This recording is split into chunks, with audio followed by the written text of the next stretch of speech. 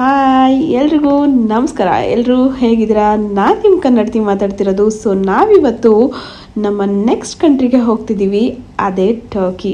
So ನಾವು ಟರ್ಕಿಗೆ ಹೋಗೋದಕ್ಕೆ full ಜೋಶಲ್ಲಿ full pack up ಮಾಡಿಕೊಂಡು ಫುಲ್ ರೆಡಿ ಆಗಿದ್ದೀವಿ. ಸೊ ನಾವು ಅದೇ ಜೋಶಲ್ಲಿ ಫ್ಲೈ ಮಾಡೋಕ್ಕೆ ಆಲ್ರೆಡಿ ಫ್ಲೈಟಲ್ಲಿ ಕೂತಿದ್ದೀವಿ.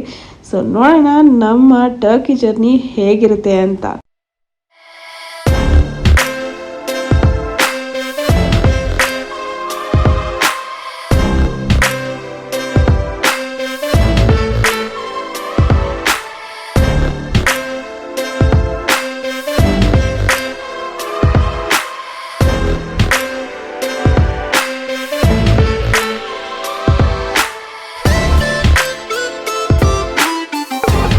ಹಾಯ್ ಎಲ್ರಿಗೂ ನಮಸ್ಕಾರ.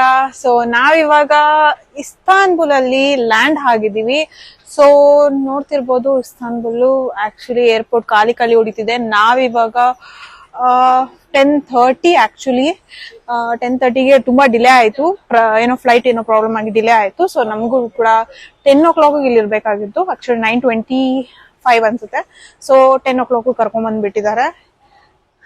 ಎಲ್ಲ ಕ್ಲೋಸ್ ಆಗಿದೆ. ಸೊ ಇಸ್ತಾನ್ಬುಲ್ ಏರ್ಪೋರ್ಟ್ ತುಂಬಾ ಚೆನ್ನಾಗಿದೆ. ಆಕ್ಚುಲಿ ಹೇಳ್ಬೇಕಂದ್ರೆ ಇದು ನನ್ನ ಸೆಕೆಂಡ್ ಟೈಮ್ ಇಸ್ತಾನ್ಬುಲ್ ಏರ್ಪೋರ್ಟ್ಗೆ.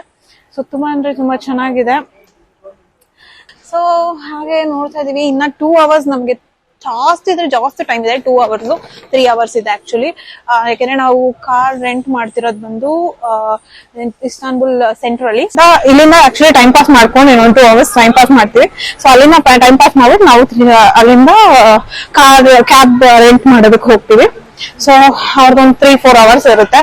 ಸೊ ಅದನ್ನ ಮುಗಿಸ್ಕೊಂಡು ನಾವು ಮನೆಗೆ ಕಾರ್ ತಗೊಂಡು ಹೋಗಿ ಪಾಸ್ಪೋರ್ಟ್ ಕಂಟ್ರೋಲ್ ಆಫೀಸ್ಗೆ ಹೋಗ್ತಿದ್ವಿ. ಸೊ ಪಾಸ್ಪೋರ್ಟ್ ಕಂಟ್ರೋಲ್ ಆಫೀಸ್ ಮುಗಿಸ್ಕೊಂಡು ಅದಾದ್ಮೇಲೆ ನಾವು ರಿಟರ್ನ್ ಬ್ಯಾಗೇಜ್ ಕಲೆಕ್ಟ್ ಮಾಡ್ಕೊಂಡು ಹೋಗ್ತೀವಿ.